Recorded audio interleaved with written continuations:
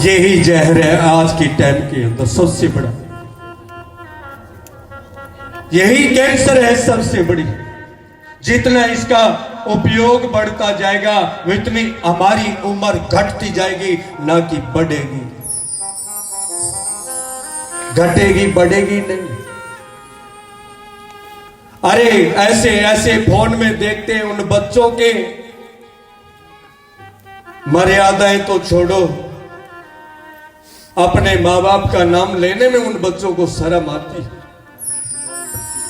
बोली नारायण भगवान की, क्योंकि हमारा मात्र एक ही उद्देश्य नहीं है।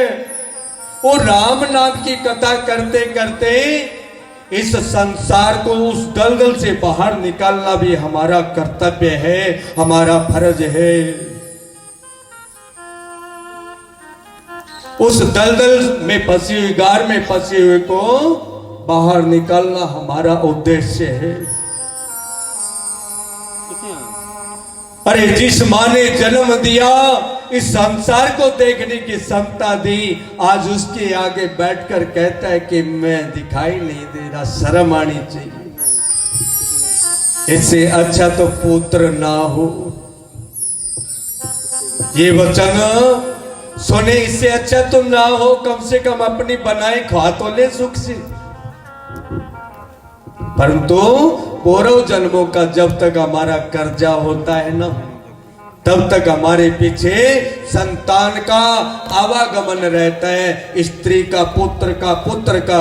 और जिसके घर के अंदर पुत्र नहीं होता, उसका पूर्व जन्मों का सारा कर्जा मुक्त होया है। उसके ऊपर किसी का कर्जा नहीं है, ना बेटी का, ना बेटे का, ना पिता का, ना माता का, ना दादा का, ना दादी का, ना गुरु का।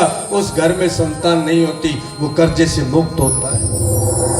और हम क्या कहते हैं कि वो तो संतान को नहीं बुरा है। वो बुरा नहीं है, उसने अपना कर्जा चुका रखा है। बुरे हम हैं, हमारे कर्जे हमारे बाकी पड़े हैं, मूल ब्याज सहित हमारे साथ है 5, 7, 10 लाख। ये मूल ब्याज और सूद हमारा पीछा कर रहा है। जब तक हमारा कर्जा नहीं चुकता, जब तक हमारा कर्जा नहीं चुकता, तब तक ये पुत्र बेटी, बेटा बेटी, पुत्र दादा दादी, ये नाता चले। और जग दिन कर्जो मुक्त हो गयो, बेवाद में आपा और नारायण। बोले नारायण भगवान की जय हो, बोले भागवत भगवान की जय हो, शंकर भगवान की जय हो। अब सुखदेव जी कहते कि हे राजा परीक्षित, आपके द्वारा ऐसा भाव देखकर बड़ा आनंद आ रहा है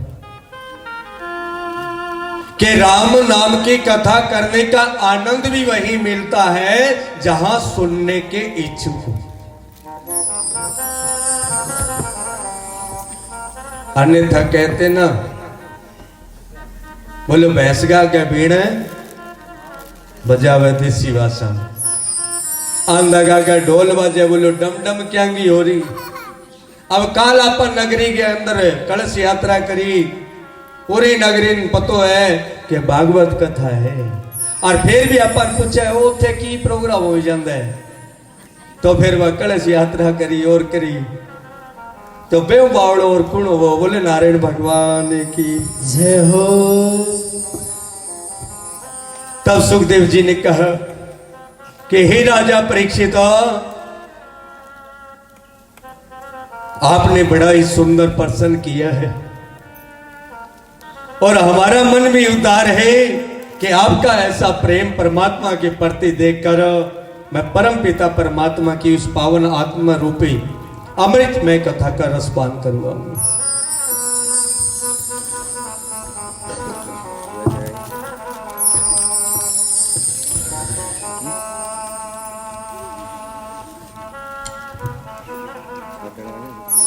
हे राजनो, एक नगरी के अंदर आत्मदेव नाम का ब्राह्मण रहता था।